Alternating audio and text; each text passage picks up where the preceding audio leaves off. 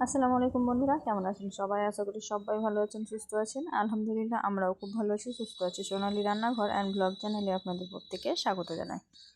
আজকে আমি তৈরি করব মূলো, আলু, পেঁয়াজ কলি দিয়ে চিংড়ি মাছের শুটকি দিয়ে একটা মজাদার রেসিপি, যেটা একটা রেসিপি দিয়েই ভাত নিমেষেই একতলা শেষ হয়ে যাবে। আর শীত চলে যাওয়ার আগে এটা না খেলে কিন্তু পস্তাবেন। তো কীভাবে রান্না করেছি সেটাই আপনাদের সঙ্গে শেয়ার করব। প্রথমে পেঁয়াজ কলিগুলোকে কেটে নিয়েছি, আলু সব কিছু কেটে ধুয়ে পরিষ্কার করে নিয়েছি, আর চিংড়ি শুটকিটাকে ভিজিয়ে রেখেছিলাম। এদিকে তেল দিয়েছি কড়াইয়ে বেশ কিছু পরিমাণে সর্ষের তেল দিয়ে এখন চিংড়ি শুটকিটাকে ভেজে নেব এই তেলের মধ্যে। শুটকির মধ্যে কিন্তু অনেক পরিমাণে ময়লা থাকে, তাই অবশ্যই আগে থেকে ভিজিয়ে রাখবেন। ভিজিয়ে ভালোভাবে ধুয়ে পরিষ্কার করে নেবেন। তারপরে জলটাকে ভালোভাবে নিংড়ে বার করে দিবেন। তো এই যে দেখতে পাচ্ছেন জলটা নিংড়ে বার করে দিয়েছি। তারপরে শুটকিটাকে আমি তেলের মধ্যে দিয়ে দিয়েছি। তেলের মধ্যে দিয়ে শুটকিটাকে কিছুক্ষণ সময় নিয়ে ভালোভাবে নাড়াচাড়া করে লাল লাল করে ভেজে নেব। চিংড়ি শুটকিটা ভেজে ভালোভাবে ব্লেন্ডারে ব্লেন্ড করে নিতে পারেন, আমি গোটা অবস্থায় রাখবো। তো চিংড়ি শুটকিটা ভালোভাবে ভাজা হয়ে গেছে, কালারটা অনেকটা চেঞ্জ হয়ে গেছে, দেখুন কত সুন্দর ভাজা ভাজা হয়েছে। আমি এক পাকেই রান্নাটা কমপ্লিট করব, চিংড়িটাকে তুলে নেব না। এর মধ্যেই একে একে সমস্ত উপকরণগুলো অ্যাড করে দেব। তো চিংড়িটা শুটকিটা আমার ভাজা কমপ্লিট হয়ে গেছে দেখুন। আর এখানে তেলের পরিমাণটা একটু বেশি করে দিয়েছিলাম একসঙ্গেই রান্না করার জন্য। এই যে তেলটা দেখুন বাইরে ছেড়ে আসছে। এখন এর মধ্যে আমি দিয়ে দিব ধুয়ে কেটে পরিষ্কার করে রাখা আলু, মূলো আর পেঁয়াজ কলি, সব কিছু দিয়ে দিলাম। এই অল্প তেলের মধ্যেই রান্নাটা কমপ্লিট করব। এখন আমি ভালোভাবে নাড়াচাড়া করে মিক্সড করে নেব, কিছুক্ষণ সময় নিয়ে ভাজা ভাজা করে নেব। এর মধ্যে পেঁয়াজগুলিটা সুন্দর করে ভাজাও হবে আর অনেকটা পরিমাণ কম হয়ে যাবে। আর এইভাবে ভেজে রান্না করলে স্বাদটা কিন্তু অনেক সুন্দর হয়।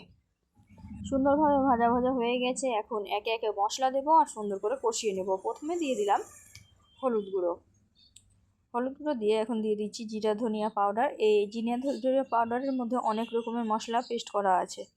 আর এই যে দেখতে পাচ্ছেন সবশেষে দিয়ে দিলাম লঙ্কা গুঁড়ো। এটা কিন্তু একটু ঝাল ঝাল হবে, স্পাইসি, তাহলেই খেতে বেশি ভালো লাগবে।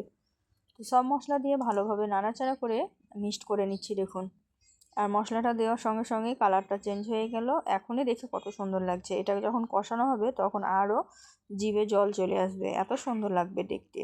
আর এটা দেখতে যতটা সুন্দর, খেতেও কিন্তু খুব সুন্দর। যারা চিংড়ি শুটকি খায় তারা জানবে যে এইভাবে চিংড়ি শুটকি দিয়ে পেঁয়াজগুলি রান্না করলে কতটা সুস্বাদু হয়। আর যারা জানেন না তারা অবশ্যই একবার ট্রাই করবেন, তাহলেই বুঝতে পারবেন যে এটা কতটা লোভনীয় হয়।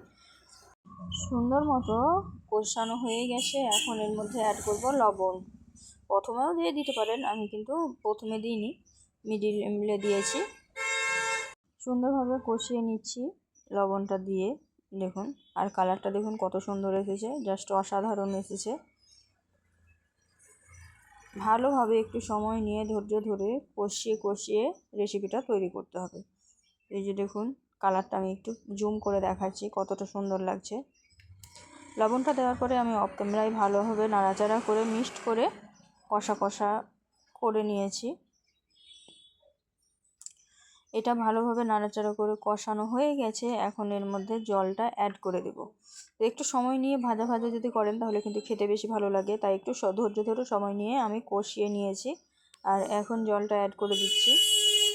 যেহেতু এটা চচ্চড়ি হবে তাই খুব বেশি জল অ্যাড করার দরকার নেই, আলুটা যাতে সিদ্ধ হয় এরকম জল অ্যাড করলেই হবে। তো এই যে আমি জল অ্যাড করে দিয়েছি, ভালোভাবে নাড়াচাড়া করে আশেপাশের মশলাগুলো মিডিলে নিয়ে চলে আসছি। এই যে দেখতে পাচ্ছেন আশেপাশের মশলাগুলো মিডিলে নিয়ে চলে এলাম।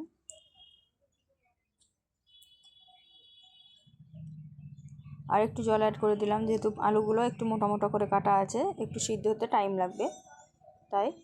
তো সবগুলো উপকরণ সুন্দরভাবে ডুবো ডুবো করে দিলাম। এখন এটাকে ঢাকা দিয়ে সিদ্ধ হতে দেব।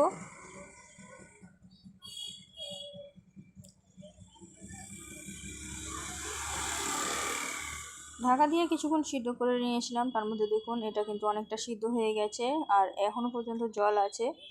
তাই এই জলটাকে সম্পূর্ণ একদম শেষ করে ফেলতে হবে। একটু নাড়াচাড়া করে দিলাম যাতে শুটকিটা ভালোভাবে তলে ওপরে নিচে সব জায়গায় থাকে।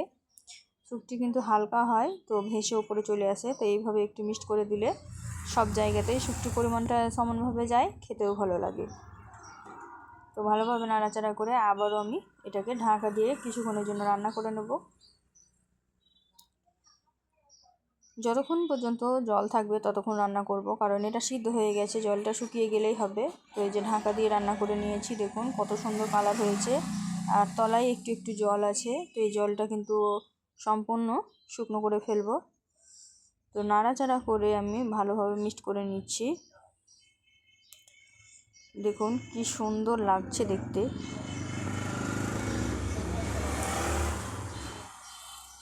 বেশ ভালোভাবে নাড়াচাড়া করে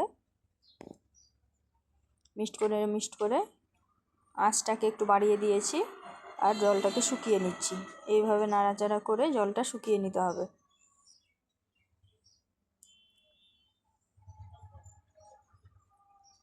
তো বন্ধুরা, ভিডিওটাকে কোথা থেকে দেখছেন একটু কমেন্টে জানাবেন। আর আমার ভিডিওটি যদি প্রথমবার দেখে থাকেন অবশ্যই আমার চ্যানেলটিকে সাবস্ক্রাইব করে পাশে থাকা বেল আইকনটিকে প্রেস করে দিবেন, তাহলে আমার চ্যানেলে নিত্য নতুন রেসিপিগুলো সবার প্রথমে আপনার কাছে চলে যাবে। আর ভিডিওটি যদি ভালো লেগে থাকে লাইক, শেয়ার, কমেন্ট করতে ভুলবেন না। কী ধরনের ভিডিও দেখতে চান আমার কাছ থেকে সেটাও কিন্তু কমেন্টে জানাবেন। আপনাদের একটা লাইক আমাদের মোটিভেট করে, নিত্য নতুন রেসিপি তৈরি করার আগ্রহ বাড়িয়ে তোলে, তাই অবশ্যই একটা লাইক করে দিবেন আর একটা গঠনমূলক কমেন্ট করে যাবেন। এই যে দেখতে পাচ্ছেন পুরোপুরি শুকনো হয়ে গেছে, এখানে আর একটুও জলের ছিটা ফোটা নাই।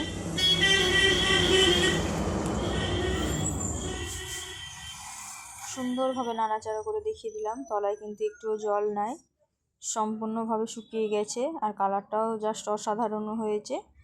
এখন আমি এটাকে নামিয়ে নেব, গ্যাসের আঁচটাকে বন্ধ করে একটা প্লেটে নামিয়ে নেব। আমি এটা একটু তুলে দেখাচ্ছি, দেখুন কি সুন্দর কালার হয়েছে। গ্যাসের আঁচটা আমি বন্ধ করে দিলাম, খুন্তির সাহায্যে আমি একটু উপরের দিকে তুলে দেখাবো। এখন এই যে দেখুন কি সুন্দর লাগছে। তো আশা করছি ভিডিওটা আপনাদের খুবই ভালো লাগবে। ভিডিওটা যদি ভালো লেগে থাকে অবশ্যই লাইক, শেয়ার, কমেন্ট করতে ভুলবেন না। আর কী ধরনের ভিডিও দেখতে চান সেটাও কিন্তু কমেন্টে জানাবেন। আর আজকের ভিডিওটা এই পর্যন্তই। দেখা হবে এই ধরনেরই আরও নিত্য নতুন রেসিপি নিয়ে পরবর্তী ভিডিওতে। ততক্ষণ সবাই ভালো থাকবেন, সুস্থ থাকবেন আর আমার জন্য একটু বেশি বেশি করে দোয়া করবেন। খোদা হাফেজ।